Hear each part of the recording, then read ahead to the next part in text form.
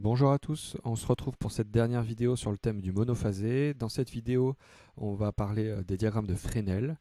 On va voir un petit peu ce que l'on y représente et à quoi ça correspond. Alors, les prérequis qui sont nécessaires pour essayer de bien comprendre ce qui va se passer dans cette vidéo, ce sont déjà des notions sur les vecteurs dans le plan en mathématiques.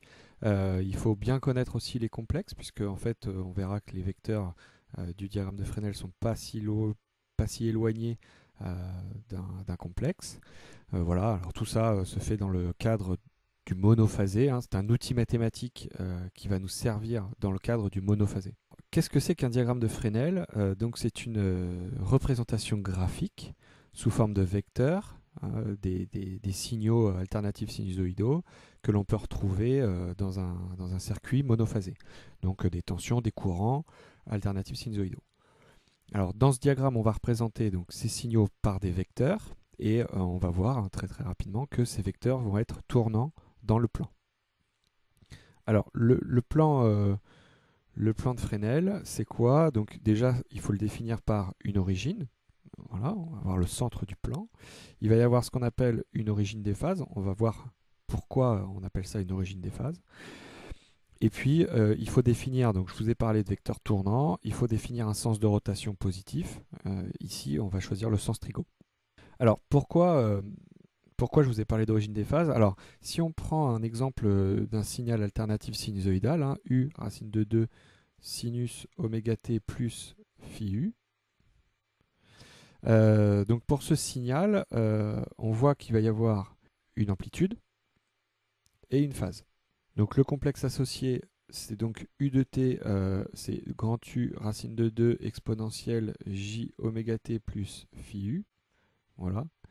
Et donc l'idée, c'est dans un diagramme de Fresnel, c'est d'associer à ces notations donc temporelles et complexes un vecteur qui va dépendre du temps, hein. Donc je précise ici de t, qui va avoir comme norme, d'accord? Alors donc la norme de u de t, du vecteur u de t, ça va être égal à grand U racine de 2, et puis l'argument de u de t, qui va être donc l'angle, hein, ça va être donc égal à oméga t plus phi u. Voilà, donc ça veut dire quoi? Ça veut dire qu'on va se retrouver dans le plan donc avec un vecteur, donc par exemple ici, je vais noter u de t en vecteur. Et donc ce vecteur, il a la particularité d'avoir une norme ici constante, ça veut dire que il ne va pas bouger en termes d'angle, en termes de longueur, pardon. Et par contre, son argument, lui, ce qu'on voit, c'est qu'il dépend du temps. Et donc au fur et à mesure du temps, ce vecteur, il va voir son angle changer. Alors il augmente et il augmente linéairement. C'est-à-dire que chaque seconde, l'angle qui va être décrit par le vecteur va donc augmenter de manière constante. Et donc en fait, on se retrouve avec un vecteur, hein, qui va tourner progressivement dans le plan. Alors pourquoi on appelle donc l'axe horizontal l'origine des phases? Eh bien tout simplement parce que si on retrouve un signal, si on prend le vecteur correspondant à un signal dont le déphasage est nul, eh bien ce vecteur va être représenté à l'origine des phases. Donc voilà pour la définition un petit peu de ce que c'est qu'un vecteur représentant un signal alternatif sinusoïdal dans un diagramme de Fresnel. Pourquoi ça fonctionne, hein, et pourquoi ça marche assez bien d'associer un vecteur tournant dans un plan à un signal alternatif sinusoïdal. Bon, c'est pas très loin de ce qu'on a dit sur la vidéo précédente sur les notations complexes. C'est-à-dire que pour passer du complexe au signal temporel, il faut faire une partie imaginaire, d'accord, ce qui correspond à une projection sur l'axe des ordonnées du vecteur. Donc, si je prends pour l'élément du dessus ici, donc je gomme, voilà, je vais rajouter donc un axe vertical ici, qui va être donc le plan dans lequel on va essayer de projeter donc le vecteur. Si en face, j'associe là, en fonction du temps, le signal u de t. Voilà. Donc on va voir qu'à l'instant 0, donc le vecteur se trouve à cette position-là, donc l'instant 0, ça correspond à ça. Eh bien, le vecteur, il a quoi? Il a donc cette hauteur-là. Donc ça veut dire que je vais partir d'ici. Et puis au fur et à mesure du temps, donc on a dit que notre vecteur allait tourner. Donc si je prends au bout d'un certain temps delta t, on va se retrouver donc avec un delta t, on va dire fixe.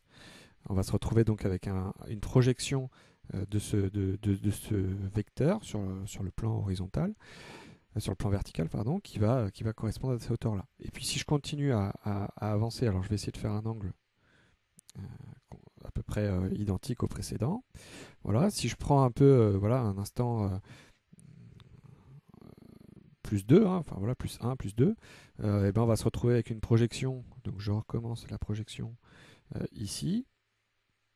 Et puis bah voilà, si je fais ça, si je fais tourner mon vecteur comme ça au fur et à mesure du temps, eh bien on va se rendre compte qu'on va faire apparaître en fait le signal alternatif sinusoïdal qui dépend du temps, correspondant en fait à ce vecteur tournant. Alors forcément, voilà, encore une fois, hein, ce principe de Fresnel, donc voilà, hein, ça se prête très très bien donc aux notations entre guillemets physiciennes des complexes et donc des signaux alternatifs sinusoïdaux. Euh, Pourquoi, hein? Parce que voilà, le vecteur tournant, donc on a la projection qui va fonctionner. Alors, encore une fois, l'électricien, lui, il fait un raccourci, hein, qu'on soit d'accord, c'est un raccourci. Mais si je peux me permettre de définir un plan, un pseudo-plan de Fresnel avec une origine et une origine des phases où les vecteurs ne tournent pas, hein, le temps n'influence pas. Ici, la tension U qui serait représentée par U, sa valeur efficace, et phi U. Voilà, on va se retrouver avec un vecteur fixe cette fois-ci, euh, grand U flèche, hein, voilà. Clairement, voilà, l'outil va fonctionner exactement de la même manière. Ça veut dire qu'on va pouvoir faire les mêmes calculs que pour les vecteurs tournants. Voilà. Donc il faut faire attention, voilà, en fonction de l'utilisateur, en fonction de la personne avec laquelle vous êtes en train de discuter, il faut savoir s'il est en train de parler de diagramme de Fresnel avec la notation plutôt physicienne ou avec la notation plutôt électricien. C'est complètement, à la fin, les résultats seront complètement les mêmes, mais entre les deux, voilà, il va se passer quand même pas mal de choses de différents, voilà, en sachant, hein, encore une fois, que cette notation un peu électricien est un raccourci. Donc voilà, elle n'est pas aussi rigoureuse et aussi complète que la version des physiciens. Alors, on va essayer de mettre en œuvre une application simple pour essayer de voir comment on peut se servir de ce diagramme de Fresnel. Donc, je vais prendre un circuit relativement simple, donc un circuit type RL, voilà, et je vais appliquer à ce circuit un courant alternatif sinusoïdal. Alors, je passe tout de suite en complexe, hein, ça permet, voilà, on est en régime alternatif sinusoïdal, je passe tout de suite en complexe. Voilà, et donc ce qu'on voudrait faire, ça serait par exemple essayer de calculer à partir, en connaissant I, la valeur de R et la valeur de L, calculer la tension U de T. Alors forcément, hein, il y a beaucoup de possibilités. On peut directement passer par les complexes. Ça sera beaucoup plus simple, mais voilà, ici l'objet c'est de faire voir un petit peu comment on peut faire un diagramme de Fresnel. Donc on va le faire pour ça. Alors, je vais définir ici un I de t égale à grand I racine de 2 sinus oméga t plus phi i. Alors, voilà, pour l'exemple, je vais choisir ici un phi i, on va dire phi i va être compris entre moins pi sur 2 et 0. Voilà, c'est pour l'exemple, hein, tout simplement. Voilà. Alors, donc je vais commencer par représenter dans mon diagramme de Fresnel, ici, voilà, avec l'origine. Je vais commencer par représenter mon courant I. Donc le courant I, on a vu qu'il avait donc un angle compris entre moins pi sur 2 et 0. Et puis il a une norme, bon bah voilà, I égale grand I racine de 2, enfin voilà la valeur. Donc le courant, on va dire que ça va être quelque chose qui ressemble à ça.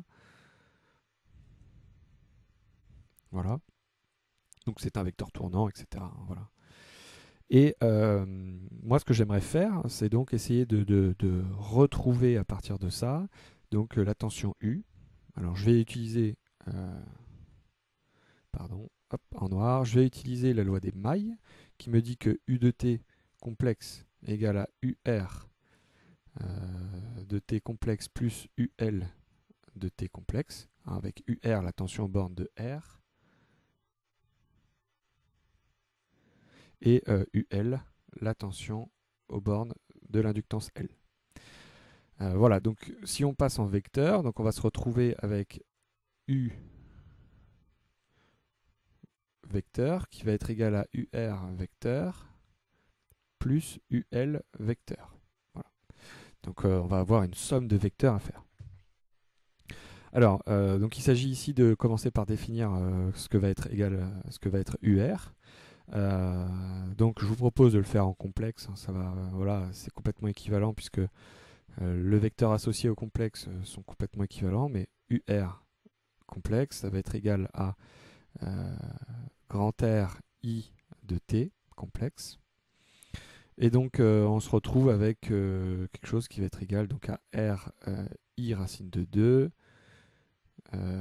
Et l'argument, ça va donc être le même, phi i, oméga t plus phi i.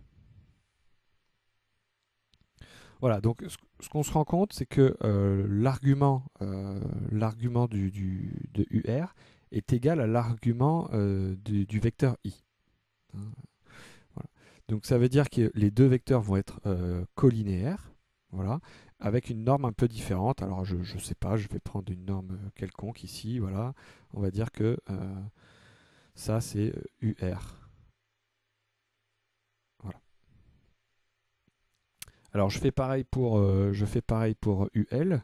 Donc UL complexe de T, pardon, ça va être égal à JL oméga fois I de T complexe. Voilà, et donc on va retrouver quelque chose qui fait L oméga I racine de 2 et l'argument oméga T plus phi I plus pi sur 2.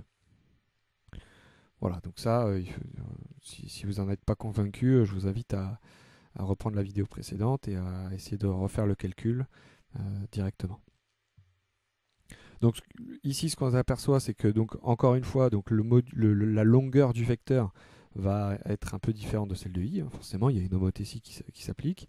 Et en revanche, l'argument, lui, il est décalé de plus pi sur 2. Ça veut dire qu'il va être à un angle droit par rapport au vecteur i. Donc je vais prendre une autre couleur bleue, voilà. Et on va essayer de tracer UL. Alors je vais prendre ici UL, une longueur de UL complètement arbitraire. Hein. Elle pourrait être plus petite ou plus grande, mais voilà, c'est un exemple. Et donc il faut que je la mette à 90 degrés de I. Alors je vous rappelle qu'il faut qu'on fasse une somme vectorielle. Donc je vais me mettre ici. Et on va faire un vecteur, voilà, ici, qui va être à 90 degrés par rapport à I et UR. Et donc ça va être donc UL de T en vecteur. Voilà, donc ça veut dire quoi? Ça veut dire que le vecteur U de T, c'est la somme des deux, donc construction vectorielle, je pense, relativement simple ici. Donc on va se retrouver ici avec U de T en vecteur. Et donc forcément, ici, si on prenait une règle, si on avait fait tout ça à l'échelle et qu'on prenait une règle et un rapporteur, eh bien on pourrait déterminer, hein, ici, là, on arrive à déterminer la norme du vecteur U et l'argument ou l'angle du vecteur U de T. Voilà. Donc voilà, on arrive à graphiquement, en fait, c'est une représentation graphique de ce qui peut se passer dans les équations complexes aussi. Voilà. Donc c'est un peu associé. Et voilà, cette vidéo est terminée sur le terme du monophasé. Je pense aussi que les vidéos sur le thème du monophasé, de manière générale, s'arrêteront là. Je reprends bientôt les enregistrements pour démarrer sur le thème du triphasé. Et puis plein d'autres thèmes viendront par la suite. À bientôt!